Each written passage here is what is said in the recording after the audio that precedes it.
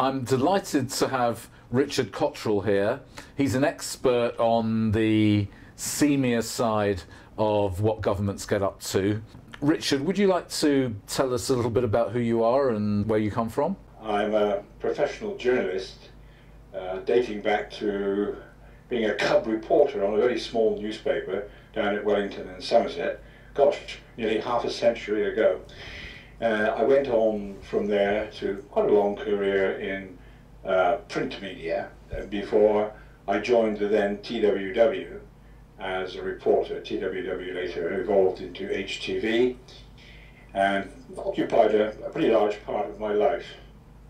Thereafter, I left HTV in rather dramatic circumstances because I was one of those lucky ones who were sent to Strasbourg in the first direct elections to the European Parliament.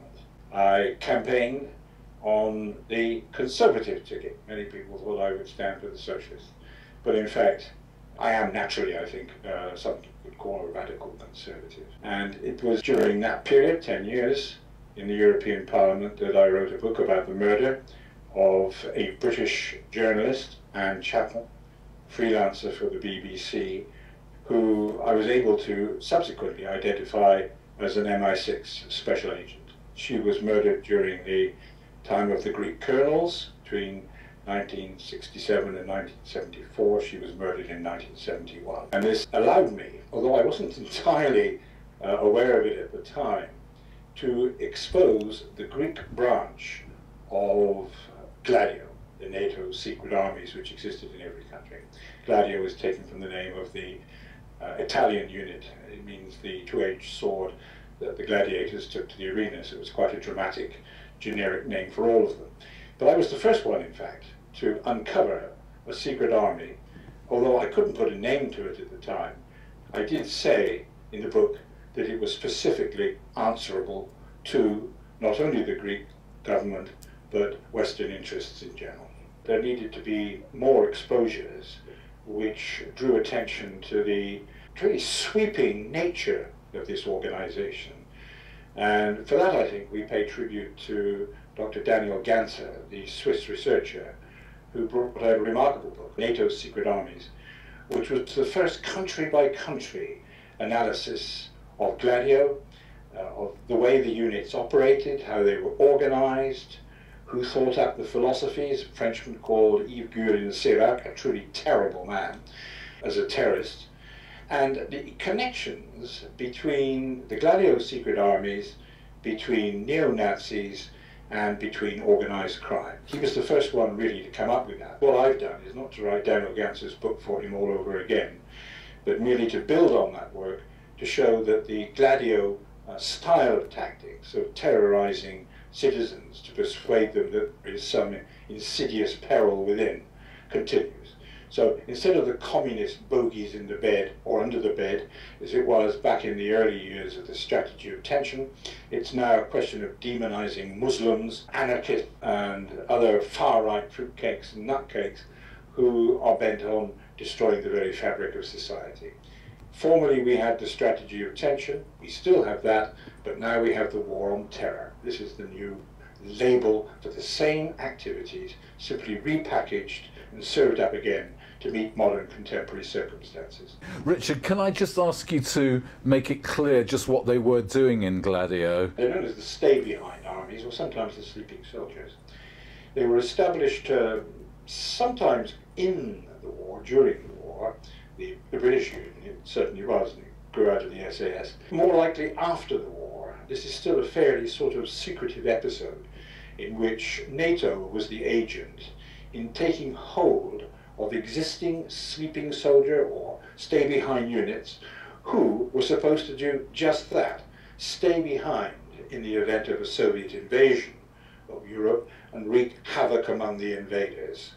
A kind of guerrilla force whose life perhaps would be quite short, but the intention was they would disrupt supply lines, blow up arms dumps, to actually attack invaders. Could you just explain to us what Gladio was up to in terms of creating the strategy of tension? How were they doing this? When it became quite clear that the original purpose of Gladio simply didn't exist anymore, very unlikely to be a Soviet invasion in the nuclear climate which existed in the 1950s. The Gladio tactics, which were eventually adopted by all the secret armies to one extent or another, they weren't identical in every member state of NATO, or even the neutral states associated with NATO, such as Switzerland and Sweden, for example. But usually they required something called the false flag technique. Now, at the time of which we're speaking, quite a lot of urban guerrilla movement sprung up in various parts of Europe. We had the very famous Baader-Meinhof gang in Germany, the Red Brigades here in Italy, Brigati Rosse, November 17 in Greece, which lasted for an astonishing 30 years, and many others. Now, at a certain period, NATO switched the duties of the sleeping soldiers away from waiting for Russian troops to turn out towards combating what they described as internal insurrection.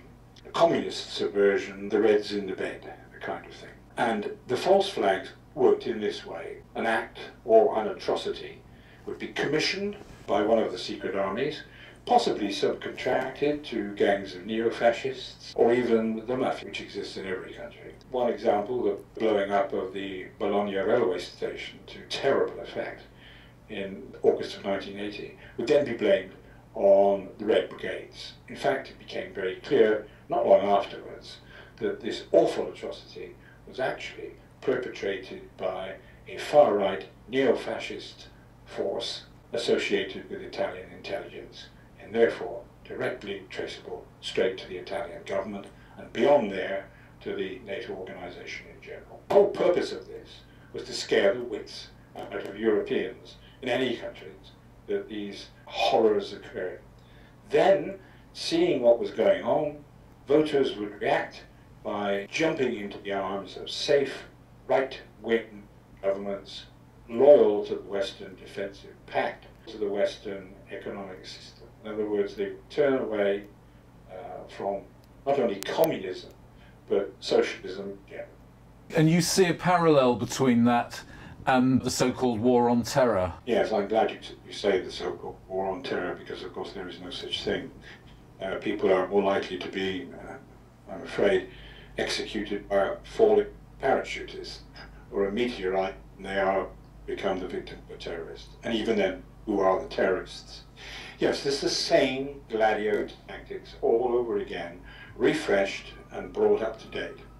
Now, you can't frighten people with the communist bogey anymore because it doesn't exist, because it isn't there. The Soviets were defeated. In fact, that was a very great simplification of the whole affair. So what we now have is an alliance without a cause, which has to justify its existence. NATO, we also yeah. have a great necessity to steal other people's oil all over the world and other valuable mineral resources, and these lie mostly, not exclusively, but mostly in countries which belong to the Muslim domain. So that's what 9/11 was about to start with, and that's what the war on terror continues to be about today.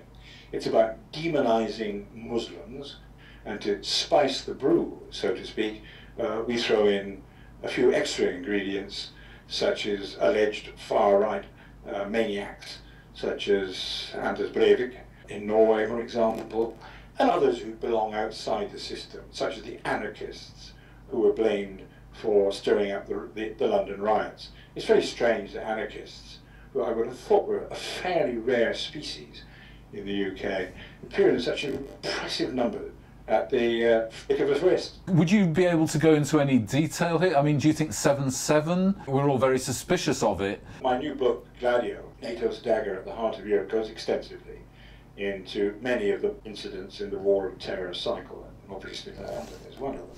I don't accept the case that 4 young men were capable of causing that amount of destruction. The extremely small details of that require a clear understanding of the materials which were used to cause the explosions. And I had to go back to school. I freely admit it. I went back to school and I studied chemistry so that I could come to grips with all the very confusing terms and all the very confusing discussions about exactly what kind of materials were used. Now, I'm not going to describe that in detail because it would absolutely fox everybody. Really, the question was this: could high street bombs have blown up 20-ton underground railway carriages? The answer is no. Could military-style munitions achieve that task? Yes, and the answer to that is a very clear yes. So I'm afraid that's where we have to look for the purposes of the London explosions, and even so, the earlier ones in Madrid, which caused sensational damage on the urban transit network of Madrid, an even bigger task for an even larger force. One has to ask oneself over and over again what it is that young men like those accused of being responsible for the London tragedy, what they hope to gain from this. Because surely it would bring the hounds of hell on the heads of the entire Muslim community. Are these people, as Tony Blair has suggested, jealous of our way of life and our privileges? But surely they live among our way of life and our privileges, such as they are, out of their own choice. So all the time we are being asked to believe in a monstrous fairy story which encourages us to believe that there is a Muslim hanging around every corner with a bomb in his pocket. And that is the whole game of the modern war on terror. To instill fear that there will be another sensational attack like London, like Madrid, there will be some other horror that will occur at any